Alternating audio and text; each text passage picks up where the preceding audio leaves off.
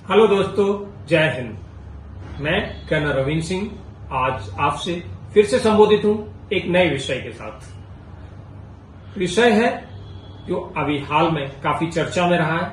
आप सबने समाचार पत्रों में या समाचारों में, टीवी में देखा होगा, सुना होगा कि सऊदी अरब और पाकिस्तान के बीच एक रक्षा समझौता हुआ है, जिसके अनुसार इन दोनों देशों के ऊपर अगर कोई आक्रमण करता है तो वो इन दोनों देशों के ऊपर आक्रमण माना जाएगा। किसी एक देश पर आक्रमण वो दोनों देशों के विरुद्ध आक्रमण माना जाएगा और दोनों देश मिलकर इसका मुकाबला करेंगे। अब सवाल उठता है कि भारत अगर ऑपरेशन सिंदूर जैसी कोई कार्रवाई करता है कभी, तो क्या पाकिस्तान के समर्थन में सऊदी अरब भारत से लड़ने के लिए आ जाएगा? हाल फिलहाल जो भारत के सऊदी अरब के साथ घनिष्ठ संबंध हैं, रणनीतिक, कूटनीतिक और व्यापारिक, उनको देखते हुए यह लगता नहीं है कि सऊदी अरब इन संबंधों को खतरे में डालते हुए पाकिस्तान के समर्थन में आ खड़ा होगा। लेकिन समय का किसी को पता नहीं होता। खैर, हम भी इन संबंधों को खतरे में फिलहाल अपनी तरफ से नहीं डालना चाहेंगे, इसलिए हम सऊदी अरब के विरुद्ध कोई भी कदम नहीं उठाएंगे, किसी भी समझौते में ऐसे में नहीं पड़ेंगे जो सऊदी अरब के विरुद्ध जाए। हम सऊदी अरब क्या, किसी भी खाड़ी देश के या ईरान के या इराक के या विश्व के किसी भी अन्य देश के विरुद्ध कोई समझौता न करें। फिलहाल इसकी आवश्यकता नहीं है, लेकिन हम पाकिस्तान के विरुद्ध एक समझौता करें, वो बहुत जरूरी है। क्योंकि पाकिस्तान का मनोबल आजकल बहुत बड़ा हुआ है कि सऊदी अरब के साथ समझौता हो गया, अब तो हम हिंदुस्तान को, भारत को मटिया मेट कर देंगे। उनके यहां तो ऐसी खबरें चल रही हैं टीवी में, उनके यहां तो बताया जा रहा है कि अब सऊदी अरब से खूब सेना की सहायता मिलेगी, सऊदी अरब से खूब पैसा मिलेगा सेना को मजबूत करने के लिए, और अब तो भारत चुटकियों में हम उड़ा देंगे। तो उसका मनोबल तोड़ने के लिए और जो कल धरातल पर वास्तविकताएं आएंगी उनका सामना करने के लिए बहुत जरूरी है एक कदम उठाना जो साहसिक कदम होगा। उस कदम को उठाने के लिए बहुत साहस की आवश्यकता है।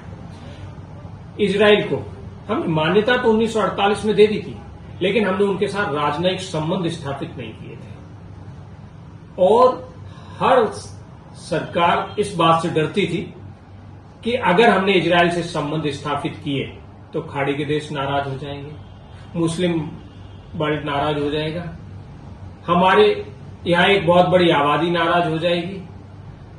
तो कोई भी साहस नहीं करता था इजराइल के साथ राजनयिक संबंध स्थापित। लेकिन नरसिंहा राव, हमारे पूर्ववर्ती प्रधानमंत्री, बहुत दूरदर्शी प्रधानमंत्री हुए हैं नरसिंहा राव, उन्होंने एक बहुत ही साहसिक कदम उठाया था इजराइल के साथ राजनयिक संबंध स्थापित करने का। और जो कोई उससे पहले की पूर्ववर्ती सरकारों के प्रधानमंत्री कोई भी ये साहस नहीं जुटा सके थे जो नरसिंहा राव ने जुटाया था और इजराइल के साथ राजनयिक संबंध स्थापित किए थे।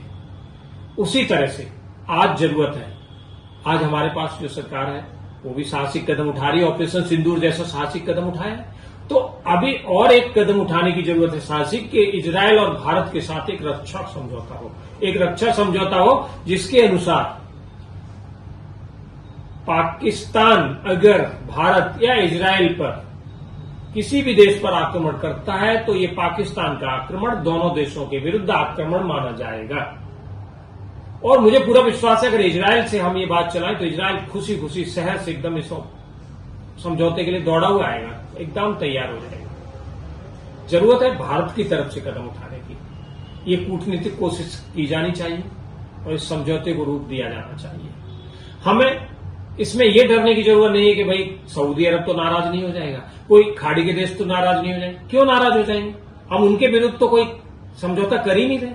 हमारा समझौता सिर्फ और सिर्फ पाकिस्तान तक सीमित है कि पाकिस्तान का मुकाबला करने के लिए है कि हम अगर इजराइल पे हमला होता है तो हम पाकिस्तान के ऊपर हम भी हमला करेंगे, भारत हमला करेगा इजराइल के समर्थन में। और अगर भारत पे हमला करता है पाकिस्तान तो तब भी वैसे ही भारत साथ देगा इजराइल का। हम केवल भारत इजराइल के साथ जो समझौता कर रहे हैं वो केवल पाकिस्तान के संदर्भ में कर रहे हैं, तो किसी तीसरे देश की भक्ति तनने का कोई मतलब भी नहीं है।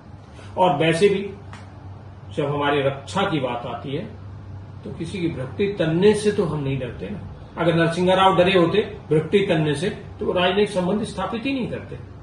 तो हमें भी वैसा ही साहसिक कदम उठाने की जरूरत है और ये समझौता पाकिस्तान के मनोबल को तोड़ेगा और आगे हमारे लिए बहुत बड़ी ढाल बनेगा पाकिस्तान के विरुद्ध। तो ये समझौता बहुत ही शीघ्र और बहुत ही सही तरीके से करने की आवश्यकता है।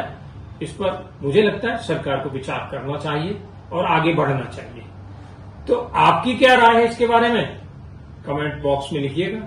और इसके अलावा भी आप कोई सुझाव देना चाहते हैं वो भी लिखिएगा। हमारी राय से विपरीत भिन्न अगर आप सहमत नहीं है तब भी कमेंट बॉक्स में लिखिएगा। और हमारा चैनल पसंद आए तो उसे सब्सक्राइब भी करिएगा। जय हिंद।